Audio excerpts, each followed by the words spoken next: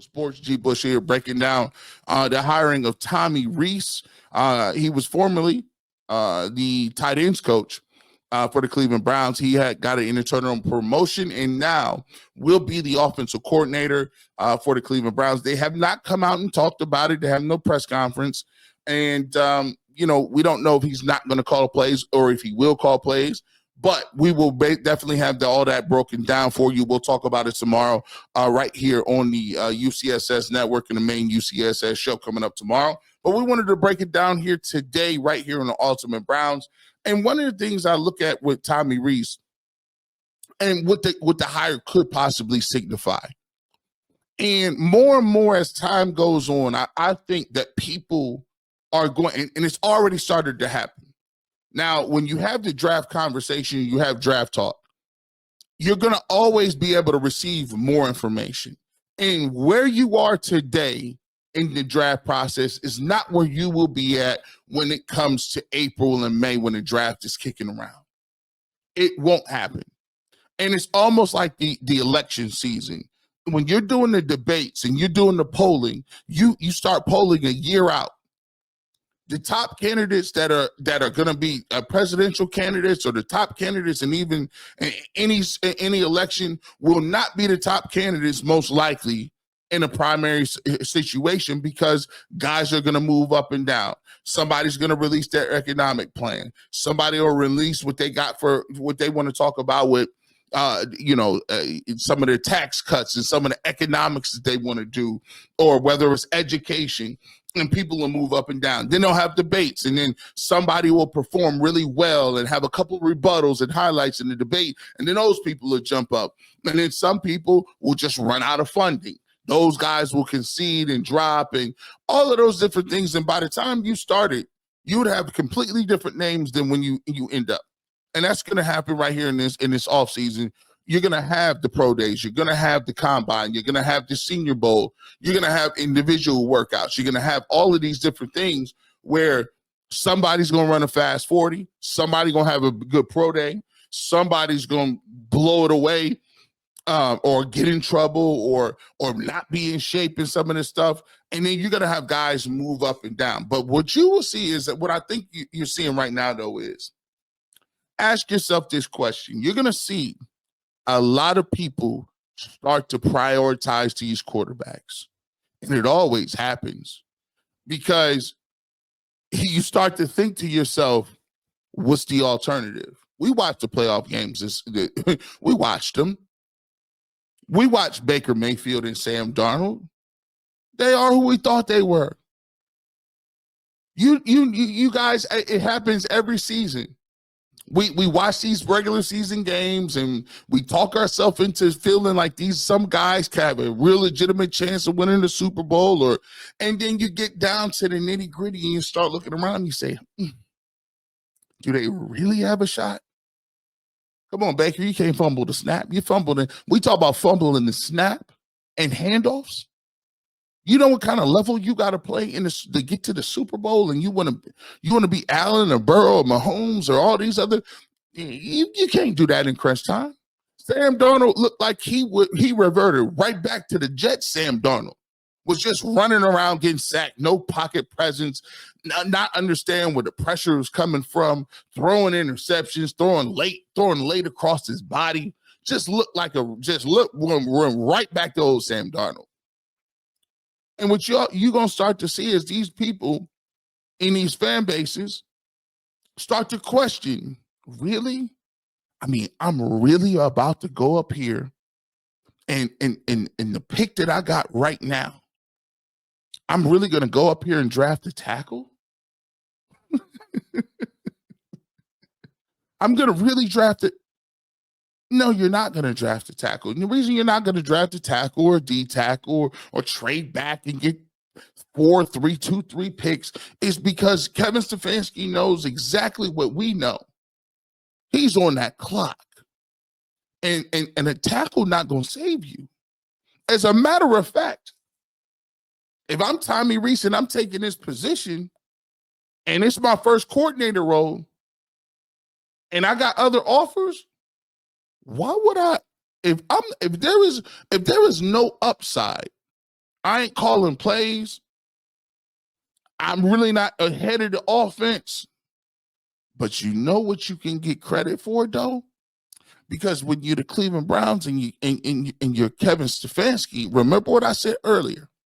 You're going to get credit. Kevin Stefanski going to get the credit if that offense is balling. He's going to get all the credit. You're not going to get none, right? But what you can get credit for is if you work with a young quarterback and he turns out to be a guy who looks good. See, you're not going to get credit for calling the plays and doing things like that. But if you're a young offensive coordinator who is not calling plays, you're going to be the main quarterback whisperer. You're going to be the main guy being the quarterback coach. And what you can get credit for is saying, look how good X, Y, and Z young quarterback looked. Remember when he was in college and he didn't have no awareness? Remember he was in college and he didn't seem to see the pressure? Remember he was in college and he can only read one side of the field? Remember he was in college and his footwork wasn't that good. Look how he turns around and gets his shoulder square. Look how he runs the play action. Those are sellable traits that you can say, yeah, I wasn't calling plays, but look what I worked with X, Y, and Z. If you ask me, when Tommy Rees goes into that office and he says, yeah, I'm interviewing for the offensive coordinator position, what's the plan at quarterback? Any candidate that is worth their salt is going to say, what's the play here? And for me, if I'm going to take that position, I got to have risk and reward. Me taking that position and me coming up in there taking offensive coordinator position, and the plan is to take a left tackle or a defensive tackle, and I got to revive Kirk Cousins, I'm going to get fired in a year. Why would I take that? I'm not about to take no offensive coordinator position and run around here and see Kirk Cousins or whoever y'all got that's a retread quarterback, and I can't even call plays. I don't even control my own destiny. So I think when he has in there, he's sitting in there and he's talking. He's like, look, what's the play here, Kev? Look, Tommy, you're a young up-and-coming guy. You were here. We like what your work ethic is. And what we want to do is we want to lean on you as a teacher. We want to lean on you. You've already worked with some of these young quarterbacks before. You've called plays in college. You've called it at Notre Dame. You've called it in Alabama. You understand the mentality of the college guys coming out. And what I want you to do is I want you to treat this as the next level of his college maturation. The goal is we're going to get us a guy that's going to be a stopgap guy. And what it is, he's going to get something that we run. Let me handle the stopgap guy. Let me handle the Kirk Cousins and the Justin Fields. I can handle that, and we're going to teach that up, and we're going to get to these 8 wins or whatever we need to do to stay around again. But while you teaching that, let me go over here and teach this. While you over here with Shedeur Sanders, while you over there with Cam Ward, let me be over here getting the best out of this bridge guy. Let's get these 8-9 wins. And then while you doing that, I need you to work with getting these guys up to speed. And we hopefully the best mark we got, we don't even need to play him this year. If he can get us to 7, 8, 9 wins and we competitive on last week of the season, now you got a whole year that you've been working with him. Now, the next year, that voice that you've cultivated over that year, that voice that you've been getting with Shedeur Sanders where he ain't played. Now he's confident in your voice. He understands your voice, your coaching. And now, that next year, now we ready. We can turn that over to you. Now we can turn that, and y'all ready to rock and roll as a tandem. But what I got to do is I got to babysit this thing for this year. We got to get it to the point where we back on the track where we got time to develop and do something. But right now, I need to take these plays over and get us back into competitive football with this stopgap. But the goal is we trying to get you guys working together as offensive coordinator, as quarterback, young quarterback, and we shooting for 2026, and that's how we gonna move. Now, if he told me that,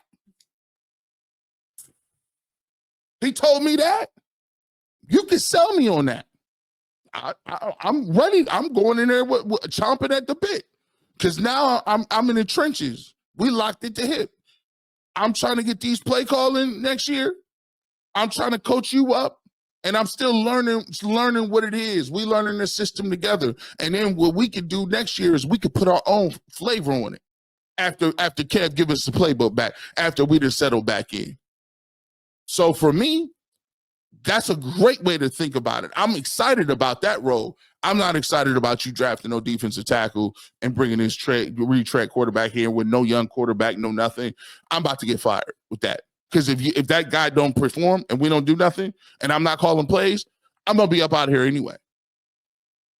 I would rather just hang out and chill and be a tight ends coach and not wait and wait for the right opportunity to get my call, and I'll call plays the traditional way.